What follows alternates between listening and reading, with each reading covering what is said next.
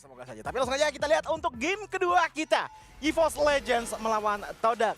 Yang menurutku menjadi highlight untuk di game kali ini adalah Hellcurt lawan Baxia. Iya, tapi nampaknya di sini harusnya power early dari Baxia sendiri ini benar-benar ditangkis habis-habisan dengan adanya gangguan yang dilakukan oleh Dreams di sana.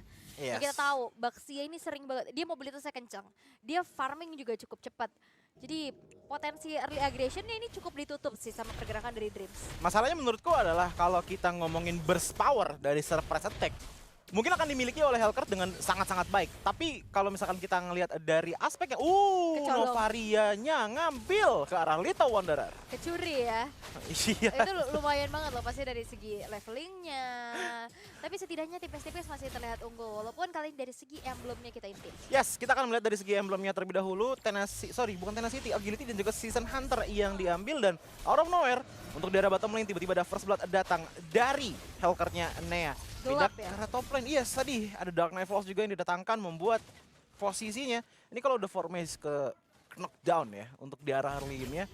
Fluffy udah bakal mulai motong-motong, dan kalau udah motong-motong kayak gini, ini tandanya satu, rotasinya bakal lebih luas dibandingkan dengan Formage. Tuh, tapi udah mulai ketemu juga ya nampaknya di arah bottom lane, Formage dan juga Fluffy. Tapi Hyujume yang memang selalu terkena dengan adanya poke damage ya dari Martezi dengan asal recall-nya, dia dipaksa untuk mundur terlebih dahulu walaupun menuju ke arah bottom lane, Turtle yang pertama sesaat lagi akan muncul. Yes, dan kalau kita ngeliat dari segi posisinya Nea, ini lagi berada di arah top lane yang sebentar lagi mungkin akan menuju ke arah purple buff terlebih dahulu, baru ke arah Turtle. Mengingat dengan adanya Baxia jungle, mungkin dari segi proses pengambilan jungle-nya akan cukup lama, tapi ternyata kayaknya pengen di-trade sih sama Nea dengan ngambil ke arah orange buff saja yang dimiliki oleh Malik. Yap, karena susah banget sih. Yang bisa ngasih space di situ loh, ada Fluffy sebagai frontlinernya ya, karena Dreams ini bakal susah pastinya untuk bisa nahan damage. Basically dia adalah tipikal yang inisiator, tapi Nea tertabrak sudah, masih bisa mundur dengan adanya Shadow Transition. Terkena kembali damage dari Flicker menuju ke arah satu Tidal Slash, ditarik dengan Diva Judgment oleh Dreams. Aksi penyelamatan yang begitu baik. Dark Knight Force dibuka juga membuat dari Todak kali ini cukup kehilangan vision, sehingga Malik harus mundur terlebih dahulu. Terkena damage yang dikeluarkan oleh Brass dan juga dari Hyujume, tapi Formage Flicker menuju ke arah depan. Masih ada Retribution yang dimiliki oleh Nea, sehingga Purple Buff pun masih rezeki untuk Nea. Darah boleh tipis, tapi Retribution masih standby. Otomatis dengan purple buff yang diambil, ini trading yang bisa dibilang cukup oke sih sebenarnya untuk EVOS Legends di arah early game-nya, walaupun tidak seagresif di game yang pertama. Bahkan kalau kita ngeliat dari segi laning power masing-masing tim, EVOS Legends untuk di arah XP lane-nya ini Fluffy sangat mengganggu, bukan karena 1v1-nya, tapi karena cutting lane yang terus dilakukan. Sementara kalau kita ngeliat ke arah top lane, ini dari tadi kedua belah pihak marksman masih belum banyak yang dimanja ya, karena kita sering sekali melihat roamer masih berkeliaran di arah mid lane dan juga turtle lane tadi. Ya karena Turtle di bawah ya. Yes. Dan balik lagi kita tahu Pakito bahkan ke Uranus aja dia bisa nembus damage-nya, apalagi ke arah Esmeralda. Tapi Tidal Revenge dan Tidal Sledge Dreams harus dipaksakan untuk mengeluarkan semua Flicker untuk mundur ke arah belakang. Tapi Tidal Revenge juga balik kali ini. Divo diblok kembali dengan adanya Nea dan bahkan Dreams bakal coba dipaksakan. Tapi Malik, what are you doing? Terlalu dalam nampaknya sehingga menjadi pertukaran yang tidak adil. Sesosok jungler dari Todak harus dipunish. Hanya untuk roamer. Hanya untuk roamer, Malik rela masuk ke dalam base turret, pulang ke base tanpa recall, hanya untuk seorang roamer. Menurutku ini agak-agak merugikan sih untuk teman-teman dari Todak, tapi setidaknya untuk di arah mid lane ternyata masih ada sedikit skirmish yang terjadi dengan Hyujume, tersisa tinggal 1 bar HP saja. Sementara untuk di arah bottom lane, laning masih cukup oke, tapi mungkin aku akan ngebahas bahwa tadi Nia sempat juga menggunakan dead listing-nya.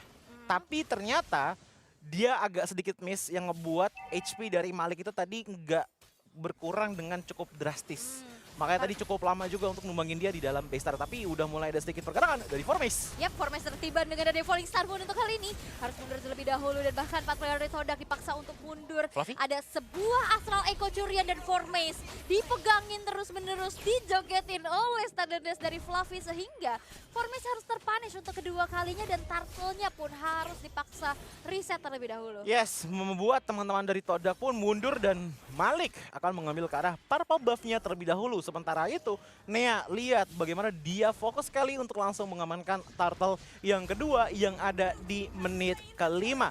Bagi kedua belah pihak menurutku dari segi objektif ini masih belum kelihatan siapa yang bakalan mendominasi. Tapi dari segi team fight, apalagi lihat di arah bottom lane, Formase sudah mulai dihimpit oleh 3 player. Bahkan ditarik dengan Dreams, membuat killing spree pun didapatkan oleh Nea. Wow, ini Biasanya untuk Brody, kalau untuk item pertamanya ya, kalau nggak Blade of Despair, Blade of Heptasis. Heptasis. Begitupun juga dengan Ayumi yang mungkin saja untuk item pertamanya juga menuju ke arah Blade of Heptasis. Nah, menurutku itu bakalan jadi ada sedikit chance untuk posisi bisa berubah nih. Kan sekarang lagi dipegang oleh EVOS Legends. Tergantung dari marksman-nya. Yap. Tapi Marksman dari tadi anteng-anteng aja ya, Iya. nggak terlalu banyak ada fight di area gold lane. Sedangkan objektif yang sudah diamankan oleh Nea dengan adanya outer bottom turret yang berhasil untuk dihancurkan. Bakal coba untuk ditangkal aja nih inner turret dan bahkan terjadi adanya solo pick up kembali dan Formase gak bisa bertahan.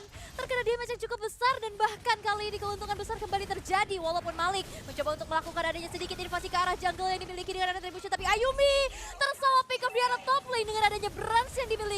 Asal Echo dibuka, mereveal keberadaan teman-teman dari EVOS Legends, tapi lihat Hijume bertahan sekuat tenaga dengan adanya Arcane Shadow, Shadow Strike, tapi ditabrak lagi dan bahkan Ashi one last hit dan Brands berhasil menjadi eksekutor sehingga 2 player dari Todak masih dihilangkan begitu mudah dan Malik menjadi player selanjutnya yang harus ditumbangkan dengan double kill yang diamankan oleh Brands. 2 kali berturut-turut menurutku ada pertukaran yang tidak wise diambil oleh Malik dengan yang tadinya mengincar ke arah Dreams pertama. Yang kedua ini mengincar ke arah Purple Buff. Tukernya sama apa? Ashi tumbang, Malik tumbang. Yang ngebuat gap level udah kelihatan sangat signifikan. Inner turret hancur. 3 level perbedaannya ditambah lagi dengan inner turret yang dikatakan oleh Aul dihancurkan oleh Nea juga gitu loh. Jadi ini slow but surely kayak EVOS Legends tuh udah mulai apa ya, mengambil ataupun memakan perlahan demi perlahan objektif dan juga team fight power yang dimiliki oleh Todak. Lihat bahkan dari segi kill point pun ini 8-1 dengan perbedaan net worth di 7 menit pertama di angka 5.000 Ini gold. Neanya udah punya Malefic loh. Neanya udah punya Iya. Malefic nantinya. Maupun Malik ataupun Ashi sekalipun yang ada di depan itu Bocor. bakal ditabrak aja. Tapi Turtle yang ketiga sekarang setup sudah mulai dilakukan oleh Malik sebagai garda terdepan juga pastinya untuk Todak di teror terus-menerus, tapi Retribution kembali terjadi dari Malik yang on point sehingga Turtle pun bisa diamankan, tapi Fluffy kali terjadi dengan double jab di arah belakang dan Dark Falls dengan adanya sebuah targeting yang begitu baik dari Nea sehingga Ayumi tanpa adanya escape ability karena flickernya pun masih dalam keadaan cooldown menjadi target yang optimal dan menjadi pick off yang sangat-sangat mahal untuk EVOS Legends. Masalah itu tadi Ayumi masuk sendirian kan, dia Di dari samping arah dia. top lane, yes.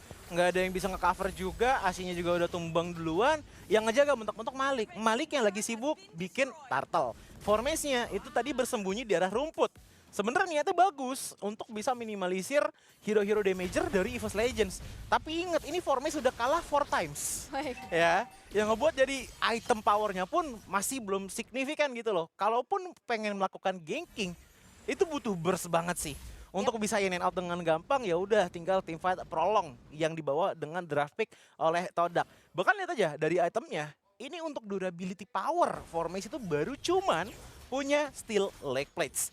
Sisanya ada Hunter Strike dan juga adanya 2 dagger, tapi ya menurutku masih belum banget ini dari segi power. Tentu saja. Begitupun juga dengan Novaria yang baru enchanted talisman. Oke, dan again, Malik ketarik dengan adanya sebuah Divine Judgment, berlarikan diri dengan Tortoise Puissance yang sudah di pop up, menjadi sebuah ancaman yang cukup berarti. Dan udah mulai di-trigger juga nih stiker-stiker kelas. Tapi Formase masih mencari posisi terlebih dahulu untuk melakukan adanya surprise attack kah di dalam satu buah rumputan? Ya, lagi-lagi oke. Jab dengan pasif yang penuh. Mungkin akan bisa memberikan sedikit bengkok HP lah kepada Brands ataupun Nea. Tapi kalau udah ketemu Fluffy, menurutku mending mundur sih. Dengan power dari Fluffy yang dari tadi juga udah oke banget. Bahkan Asis sudah menyentuh ke angka 6.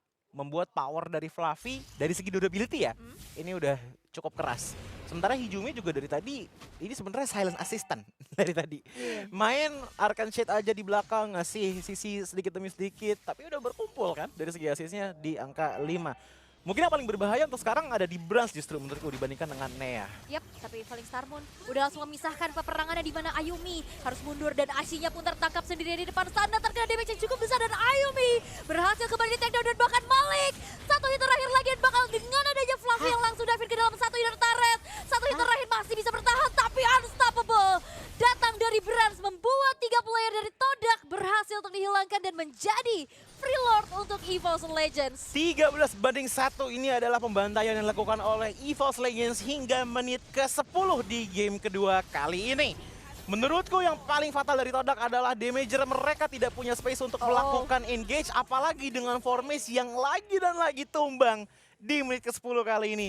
Membuat damager mereka secara efektif itu sebenarnya tinggal Novaria, tapi baru diomongin tumbang lagi. Iya, karena balik lagi udah gelap, Iya. dia susah banget untuk kabur, apalagi kalau ditempelin Hijume ini, dia kena efek terrifying, dia galau. Ya. Terus kalau ditempelin Fluffy dia kena slow pastinya, dan ini maksimal banget untuk Nea dan juga Bransa sebagai eksekutor mendeliver damage dengan optimal. Apalagi dengan setup dari EVOS Legends ya yang menurutku rusuh banget nih. Ada Falling Star Moon, ada Divine Judgment gitu loh. Jadi itu seakan-akan nggak cuma frontline aja yang agak susah untuk dihadapi oleh Todak karena item defense-nya kurang, tapi juga karena backside-nya gitu loh. Yang ngebuat Ayumi nggak ada space, Marzi nggak ada space ya, terus yang ngasih damage siapa? Baxia pun untuk sekarang ya, menurutku powernya itu mirip-mirip dengan Balmond. Early-nya oke, masuk arah late game bisa ditahan banget. Oke, dan ini juga cukup sulit ya pastinya untuk Todak sendiri, karena maupun itu ada frontliner dan juga backliner itu diacak-acak dan dipisahin perangnya, tapi Divine Judgment kali terkena maju seorang Ashi. Juga ada semua Titus Revenge menjadi sebuah balasan, tapi nampaknya Ayumi pun terjebak. Gak bisa bertahan terlalu lama, 3 player dari Todak berhasil untuk dihilangkan. Satu wave minion bakal dihantarkan ke dalam satu base turret di arah middle. Ditabrak lagi dari Falling Star Moon, dan bahkan dari Todak masih bisa menahankah dengan dihalau abis-abisan, tapi kali ini kembali kepada game di mana 4 base kembali harus dihilangkan untuk ke-6 kali, dan Killing Spree diamankan. Base-nya cukup